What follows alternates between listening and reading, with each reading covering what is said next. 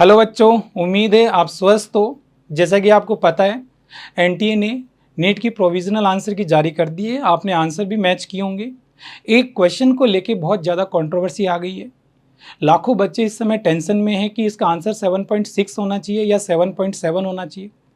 कुछ teachers answer 7.6 suggest कर रहे हैं, कुछ टीचर्स आंसर 7.7 सजेस्ट कर रहे हैं। एनटीए से कोई गलती हुई है या इसमें कोई लॉजिक छिपा हुआ है, इसके रिगार्डिंग बात करेंगे। जो भी साइंटिफिक रूल्स फैक्ट्स है उन पर आधारित क्या आंसर होना चाहिए, लास्ट तक जुड़े रहना, आप खुद जज कर पाओगे कि इसका आंसर करेक्ट क्या होना चाहिए। तो पहले हम बात करते हैं कि जो भी सिग्निफिकेंट फिगर्स होते हैं उनमें राउंड ऑफ लास्ट स्टेप में होता है, लेकिन जो बीच में आप मैथमेटिकल कैलकुलेशन करते हो उसके लिए भी कुछ रूल्स है जो क्लियरली एनसीईआरटी में मेंशन है। इंडियन स्टैंडर्ड बुक में भी सेम रूल मेंशन है। पहले तो एक बार उन्हें रिवाइज कर लेते हैं। अगर हम बात करें एनसीईआरटी में, तो एनसीईआरटी में जो क्लास 11 में चैप्टर 1 में ही पेज नंबर 6 पे एक पैराग्राफ मिलेगा।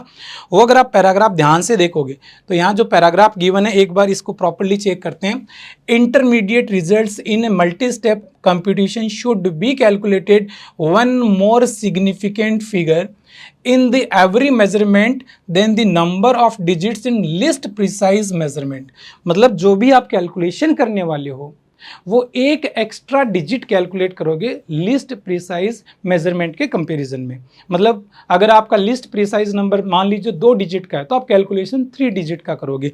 क्लियरली मेंशन किया हुआ है कि otherwise rounding error can built up. मतलब अगर आप इसको ध्यान में नहीं रखोगे तो राउंडिंग वाले स्टेप में एरर आ सकती है। तो ये स्टेटमेंट जो है इंडियन स्टैंडर्ड बुक में भी मेंशन है, वो भी रिवाइज कर लेते हैं। तो ध्यान से सुनना बेटा, ये वाला बुक, इसमें जो रूल है, पहले तो मैं जो रूल लिखा हुआ है वो रिवाइज कर देता हूँ। क्या है यहाँ पे, सेम ही स्टेटमेंट है कि मल्टीप्लिकेशन और डिवीजन में आप एक एक्स्ट्रा डिजिट तक की कैलकुलेशन करोगे, उसके आगे के डिजिट्स जो रिलायबल नहीं है तो उन्हें आप ऑप्टेन ना करो, अदरवाइज आपको राउंडिंग में एरर मिल सकती है। इसको यूज करके कुछ क्वेश्चन भी सोल्व किए हुए हैं इसी बुक में, वो एक दो क्वेश्चंस पे ध्यान देते हैं बेटा। तो ध्यान से सुनना बेटा, आप खुद जज करोगे कि यार इनके आंसर किस बेसिस पे जज हुए हैं। तो देखना जरा यहाँ पे क्या है कि ये कैलकुलेशन आपको करनी है, ठीक है। अगर आप यहां ध्यान से देखोगे तो कह रहा है कि since numerator here is correct to 3 significant figures. तो न्यूमरेटर में 3 सिग्निफिकेंट फिगर्स है, तो जो ये लिस्ट सिग्निफिकेंट फिगर्स है तो आप डेफिनेटली √2 की जो वैल्यू रखोगे एक डिजिट एक्स्ट्रा तक वैल्यू रखोगे। हालांकि √2 की अगर कैलकुलेटर से आप वैल्यू डिसाइड करोगे तो काफ़ी डिजिट्स होते हैं, लेकिन आप एक एक्स्ट्रा डिजिट इसमें यूज करोगे और जो फाइनल आंसर आप लाओगे उसमें भी आपके पास में 3 लिस्ट सिग्निफिकेंट फिगर्स थे और एक एक्स्ट्रा डिजिट तक आपने कैलकुलेशन की है। फिर मैं कहूँगा कि अगर आप कैलकुलेटर की हेल्प से सोल्व करोगे तो इसमें और आगे तक की डिजिट्स आएगी जो रिलायबल नहीं है, तो आप एक एक्स्ट्रा डिजिट तक कैलकुलेट करके रुकोगे। ऐसा का ऐसा ही नेक्स्ट एग्जाम्पल और गिवन है, इसे भी ध्यान से देखना कि यार इसे कैलकुलेट करने को कह रहा है। अब इसमें 5.6 में लिस्ट सिग्निफिकेंट फिगर्स 2 है, तो जो भी कैलकुलेशन में आप यूज करोगे 3 डिजिट तक का यूज करोगे, ठीक है। तो अगेन आप चेक करोगे इसका सॉल्यूशन। जो इस सोल्ड एग्जाम्पल्स है, ऐसा नहीं कि हम खुद सोल्व कर रहे हैं। तो यहाँ पे लिस्ट सिग्निफिकेंट फिगर्स कितने हैं, 2। तो जो यूज हुआ है पाई की वैल्यू, उसमें कितने डिजिट्स यूज कर रहा है, एक एक्स्ट्रा डिजिट। हालांकि पाई की वैल्यू भी बहुत सारे डिजिट्स में होती है, लेकिन 3.14 ही यूज कर रहा है यहाँ पे।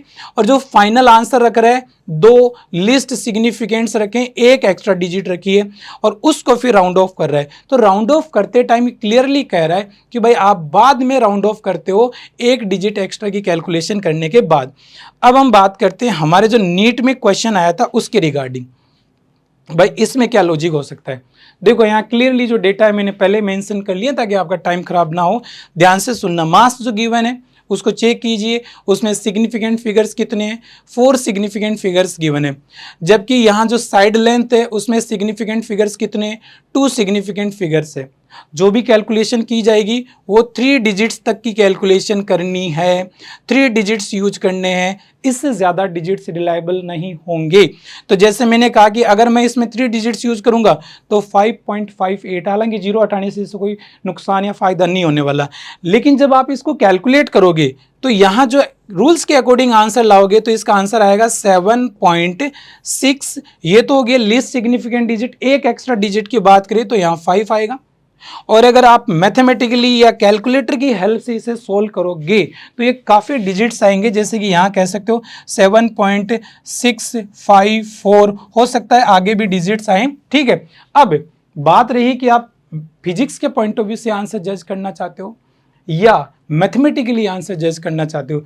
फिजिक्स कह रही है कि एग्जैक्ट 5 के अकॉर्डिंग राउंड ऑफ करोगे तो जो प्रीसीडिंग डिजिट है अगर वो इवन है तो सेम रहेगा, अगर वो ऑड होती है तो 1 से इंक्रीज हो जाता है। ठीक है, तो इसका आंसर जा रहा है यहाँ पे 7.6 आ रहा है।